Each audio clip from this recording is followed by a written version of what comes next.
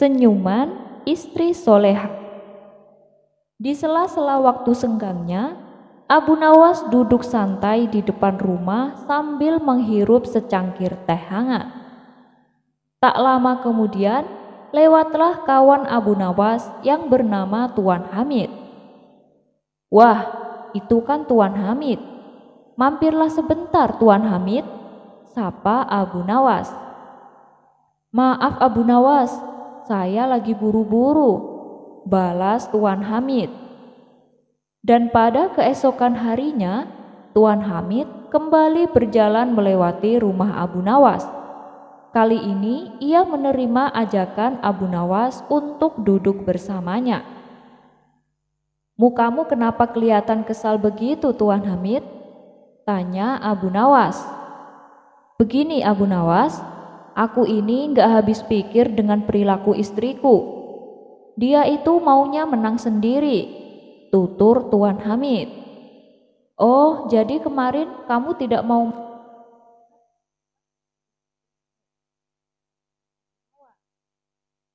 "Ya, kalau aku telat sebentar saja, dia langsung ngomel-ngomel.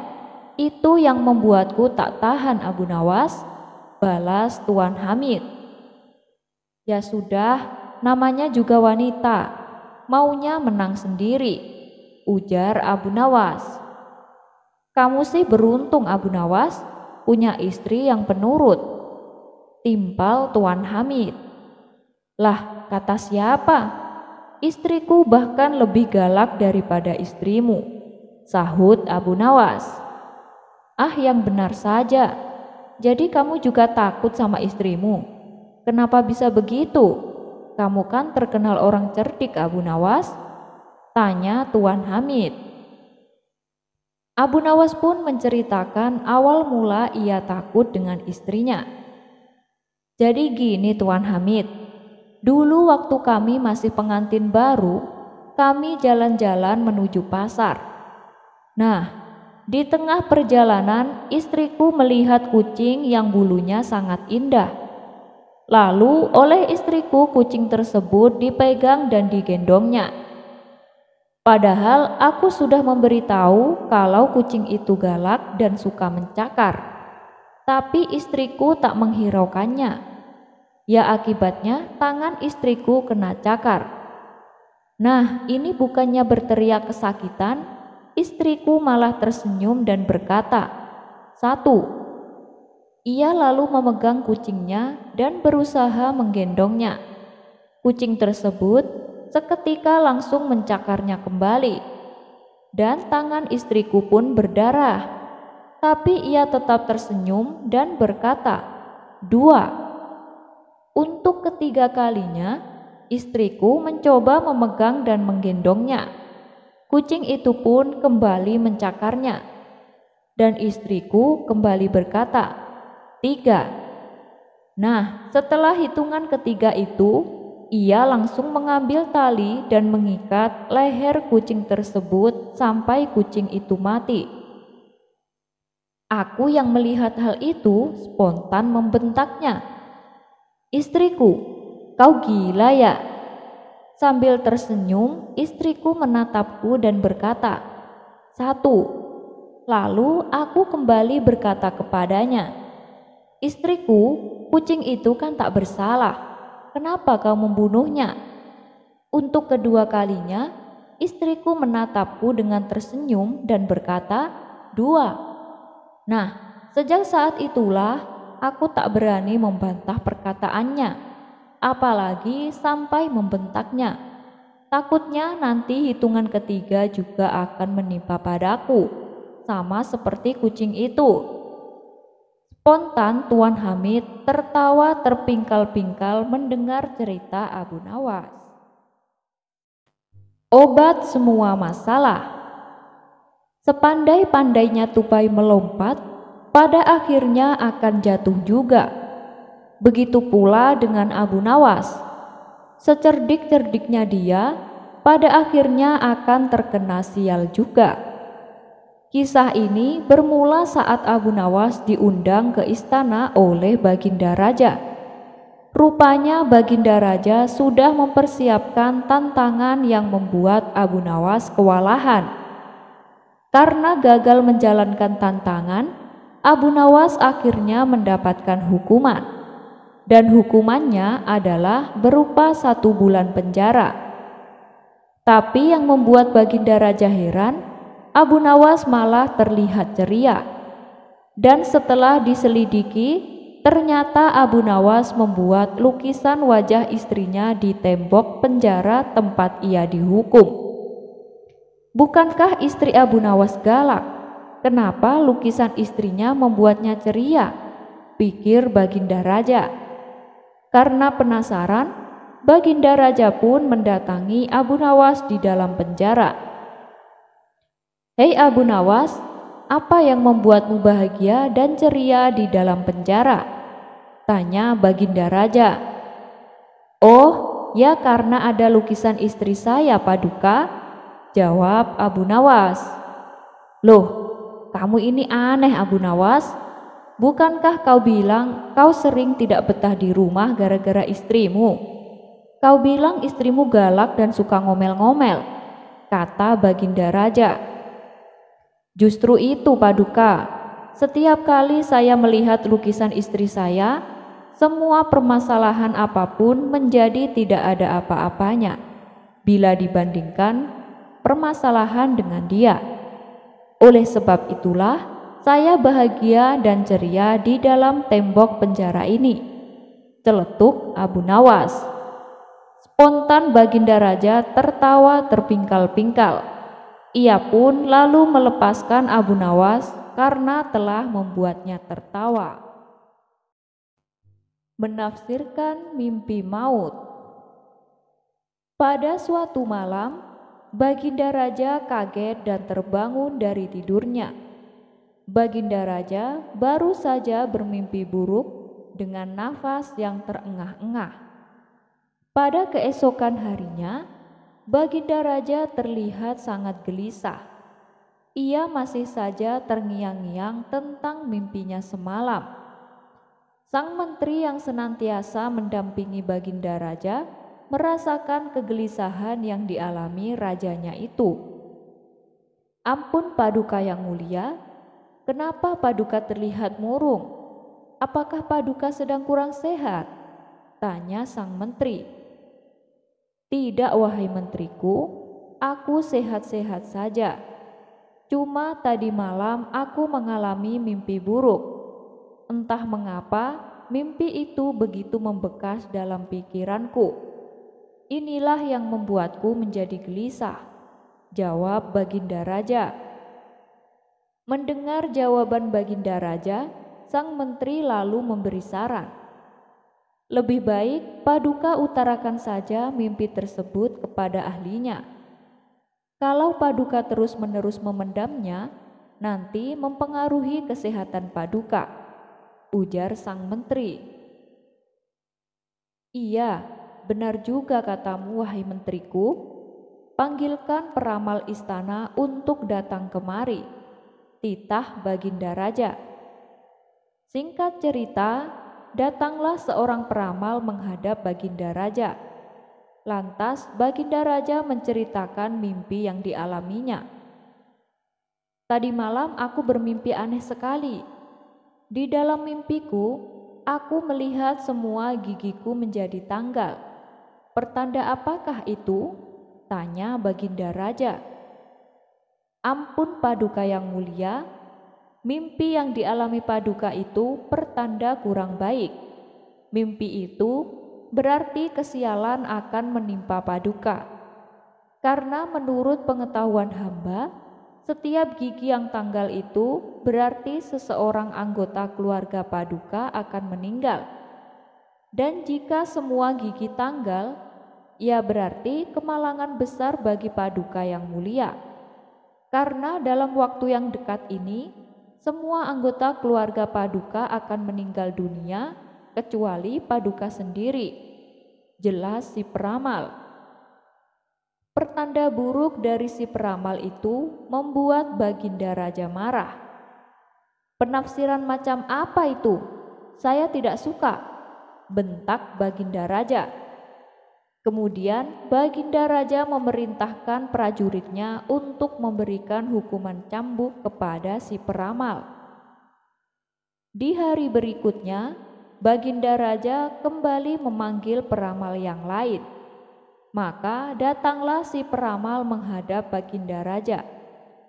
Kepada si peramal, Baginda Raja kembali menceritakan mimpinya. Kemarin malam aku bermimpi aneh sekali. Di dalam mimpiku, aku melihat semua gigiku tanggal. Menurutmu, apa arti dari mimpiku semalam? Tanya Baginda Raja. Sebenarnya peramal kali ini penafsirannya juga sama dengan peramal sebelumnya, yaitu bahwa dalam waktu dekat semua keluarga Baginda Raja akan meninggal. Akan tetapi karena ia takut dihukum cambuk, ia pun berpura-pura memilih tidak tahu. Maaf Paduka yang mulia, kalau mimpi tentang gigi tanggal hamba itu kurang tahu. Karena keahlian hamba itu khusus membahas seputar mimpi bertemu hewan besar ataupun membahas makhluk halus, kata si peramal beralasan. Peramal macam apa kamu ini? Masa menafsir mimpi kayak gini saja tidak bisa? Prajurit, beri dia hukuman cambuk, hardik Baginda Raja. Walhasil akhirnya si peramal kena hukuman juga.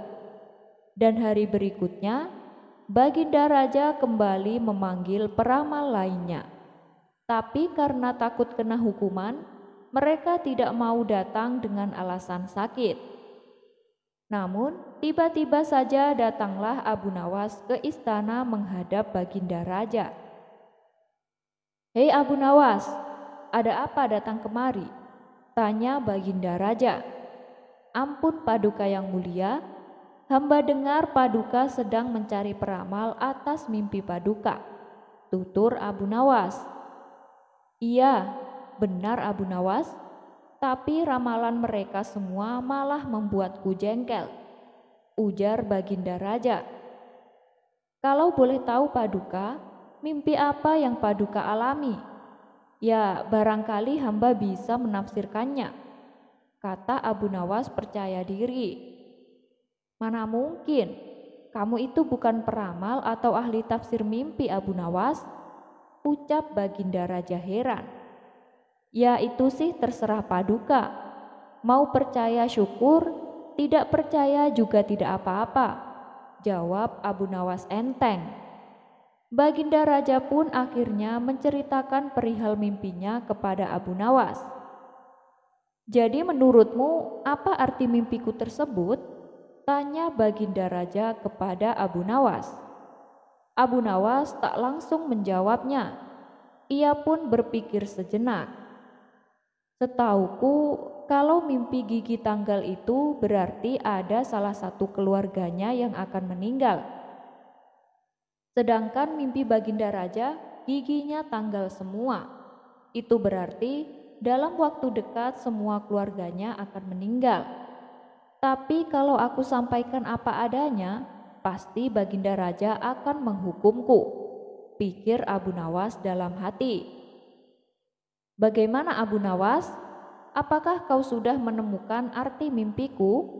tanya Baginda Raja kembali. Lalu dengan akal cerdiknya Abu Nawas menjawab, "Sudah Paduka yang mulia, berbahagialah Paduka. Mimpi Paduka itu pertanda Paduka adalah orang yang paling beruntung di dunia." "Wah, benarkah Abu Nawas? Mengapa demikian?" tanya Baginda Raja kegirangan. "Ya, karena Paduka akan tetap hidup lama daripada semua anggota keluarga Paduka," jawab Abu Nawas mantap. Mendengar perkataan Abu Nawas itu, tampaklah senyum mengembang di wajah Baginda Raja. Ia terlihat sangat puas dengan jawaban Abu Nawas. "Wah, tidak kusangka, ternyata kamu peramal yang hebat Abu Nawas. Dan sebagai hadiah atas kehebatanmu itu, ku hadiahkan 5 keping emas untukmu." Terimalah wahai Abu Nawas, kata Baginda Raja puas. Sebenarnya kalau kita perhatikan, antara jawaban peramal pertama dengan Abu Nawas itu sama saja. Yang membedakan adalah cara penyampaiannya. Peramal pertama berbicara apa adanya tanpa memikirkan akibatnya. Sedangkan Abu Nawas menjawab dengan cerdik dan bijak, sehingga Baginda Raja pun merasa senang dan memberikannya hadiah. Pesan dari kisah ini adalah saat menyampaikan kebenaran, maka pakailah cara yang benar dan bijak. Tantangan gila. Abu Nawas merupakan tokoh sufi asal Baghdad yang dikagumi oleh Raja Harun ar-Rasyid. Pasalnya, Abu Nawas memiliki kecerdasan dan kecerdikan yang berbeda sebagaimana dimiliki oleh kebanyakan orang. Abu Nawas mampu menyelesaikan permasalahan yang dihadapinya dengan mudah dan dibumbui dengan humornya, sehingga tak jarang ia membuat raja dan warga desa terpingkal-pingkal karena perbuatannya. Sebagaimana dalam kisahnya saat ia mengencingi warung Tuan Hamid. Dikisahkan, seperti biasa jika tidak ada undangan ke istana, Abu Nawas menghabiskan waktunya untuk nongkrong di warung Tuan Hamid. Karena di sanalah Abu Nawas bisa tahu tentang semua kabar berita dari kawan-kawannya.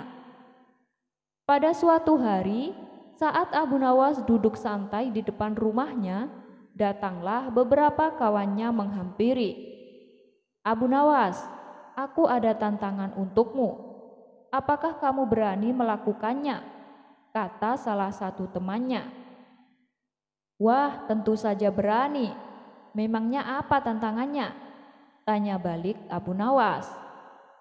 "Begini Abu Nawas, kamu tahu kan warung Tuan Hamid? Dan kamu pasti tahu kalau Tuan Hamid itu orang yang sangat galak. Tantangannya adalah kalau kamu berani mengencingi warung Tuan Hamid, maka kami akan memberikanmu hadiah. Tapi ada syaratnya Abu Nawas. Saat kamu mengencingi seluruh ruangan warungnya, Tuan Hamid harus tertawa. Kalau sampai Tuan Hamid jengkel, ya berarti kamu gagal." Jelas mereka. "Wah, gila kalian ini. Tantangan macam apa itu?" protes Abu Nawas. "Udah, bilang saja kalau kamu takut. Tidak usah banyak alasan Abu Nawas," ujar mereka. Sejenak Abu Nawas terdiam. Kalau ia menolak tantangan tersebut, kawannya pasti akan menganggapnya sebagai pengecut. Namun di sisi lain, jikalau ia menerima tantangan itu, resikonya sangat berbahaya, mengingat Tuan Hamid terkenal galak dan kejam. Setelah merenung agak lama, akhirnya Abu Nawas mendapatkan ide yang cemerlang. Ia pun menerima tantangan dari kawan-kawannya itu. "Begini kawan-kawan, ini karena tantangannya sangat beresiko nih. Berapa hadiah yang akan kalian berikan bila aku berhasil melakukannya?" tanya Abu Nawas. "Tenang saja Abu Nawas, kami akan memberikanmu uang 1.000 dinar, jawab mereka. "Wah, 1.000 dinar, uang yang lumayan banyak itu," kata Abu Nawas. Tanpa pikir panjang, Abu Nawas langsung menerima tantangan tersebut.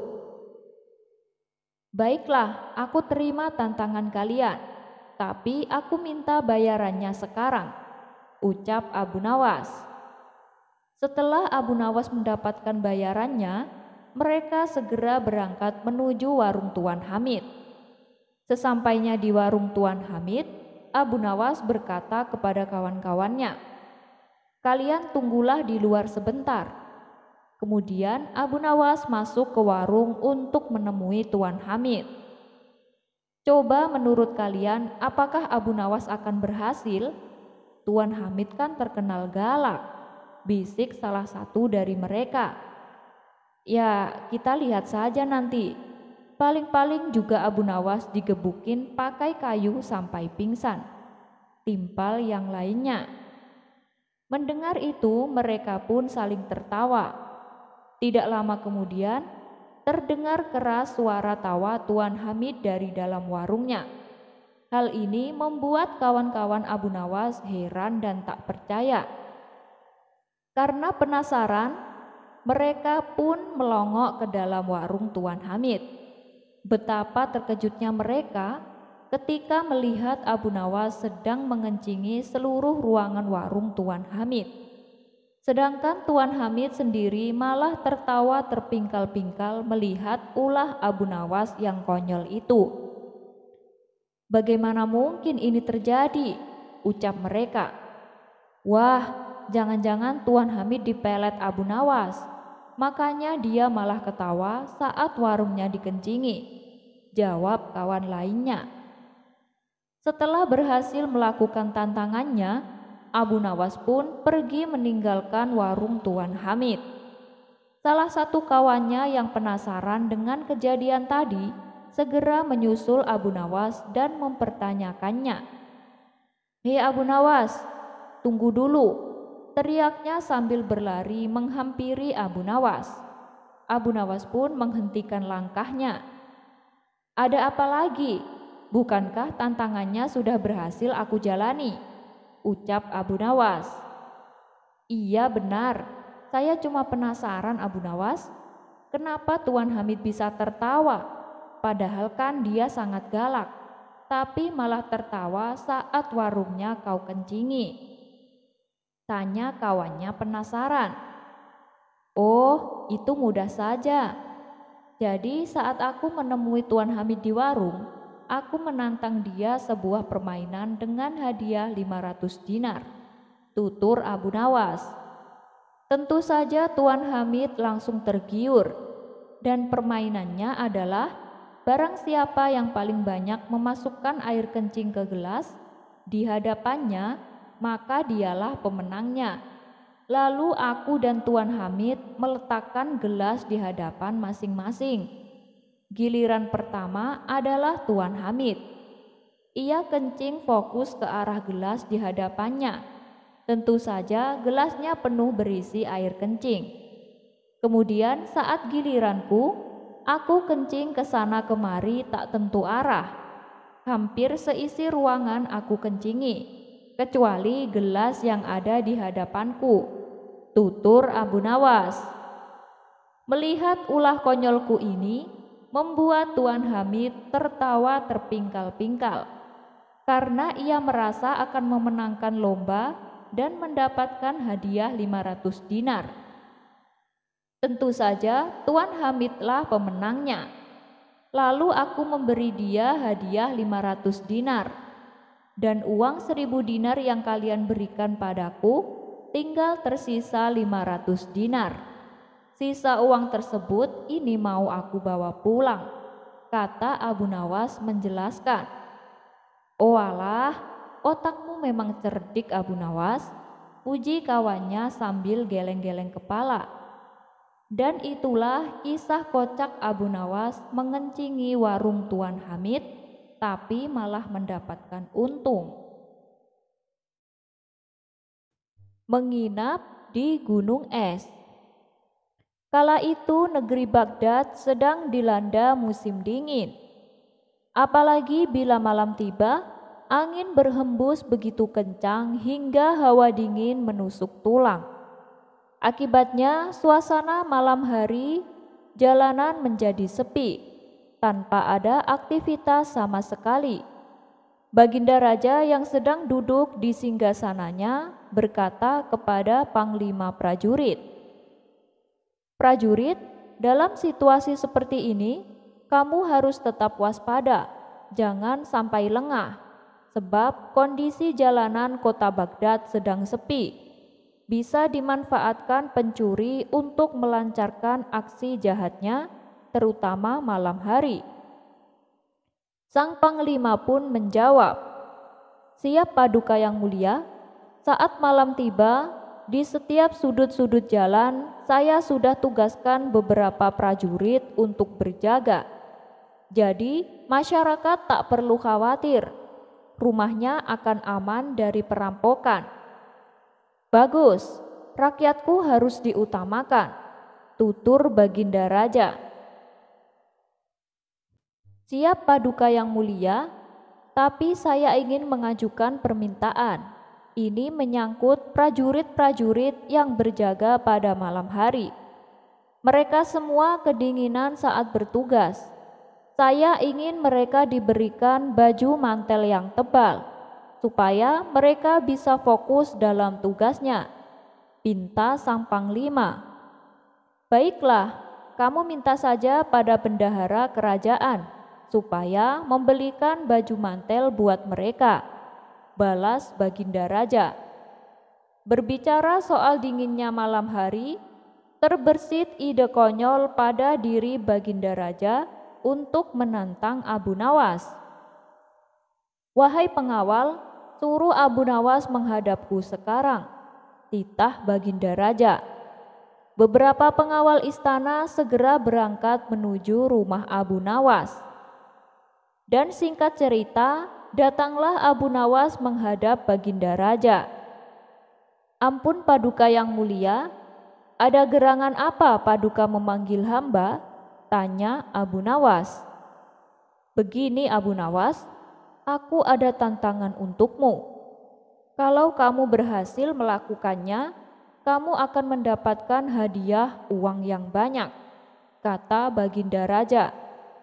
Tentu saja Abu Nawas langsung tertarik dengan tawaran Baginda Raja. Kalau boleh tahu, tantangan apa itu Paduka? Tanya Abu Nawas penasaran. Tantangannya sederhana Abu Nawas, kamu harus sanggup bermalam di puncak gunung. Tapi ada syaratnya, kamu tak boleh mengenakan baju sehelai pun, sahut Baginda Raja. Sejenak Baginda Raja terdiam. Jangankan di puncak gunung, di luar saja cuacanya sangat dingin, pikir Abu Nawas. Tapi karena ia sedang sangat membutuhkan uang, tawaran tersebut diterimanya. Baiklah Paduka, saya bersedia. Silahkan Paduka tentukan kapan waktunya, ucap Abu Nawas. Nanti malam Abu Nawas, balas Baginda Raja. Menjelang malam tiba, Abu Nawas dikawal oleh beberapa prajurit, berjalan menuju puncak gunung.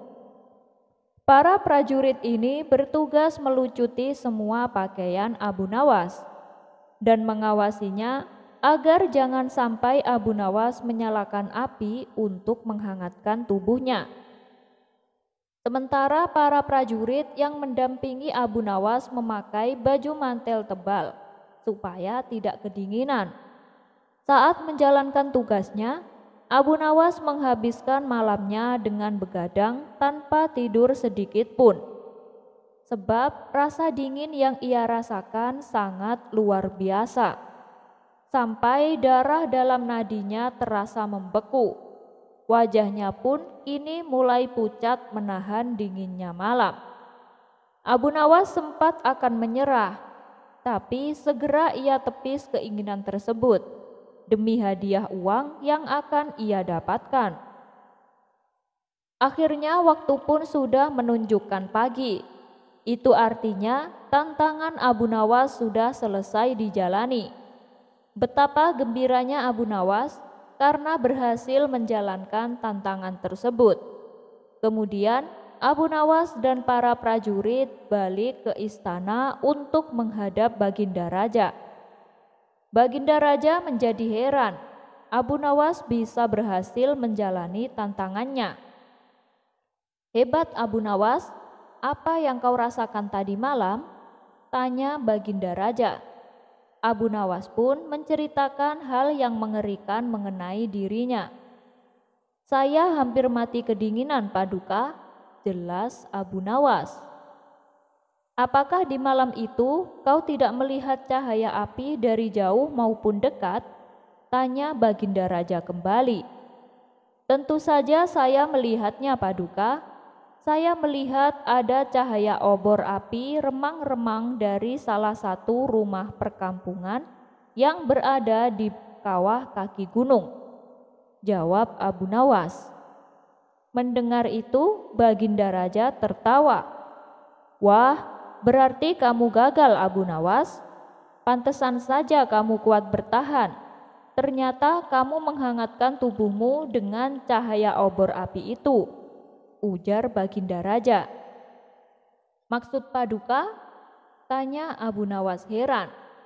Ya, kamu gagal dan kamu tidak berhak mendapatkan hadiah, kata Baginda Raja menjelaskan. Abu Nawas pun langsung marah mendengarnya, tapi ia tak berani menunjukkan kepada Baginda Raja. Ia hanya diam menahan emosi. Kurang ajar, aku telah ditipu, gerutu Abu Nawas dalam hati. Abu Nawas pun terpaksa pulang tanpa membawa hadiah. Sejak saat itu, Abu Nawas terus memikirkan cara untuk membalaskan kelakuan Baginda Raja. Hingga pada suatu hari, Abu Nawas mendapatkan ide yang cemerlang. Ia pun segera menyusun rencananya dengan menghadap Baginda Raja.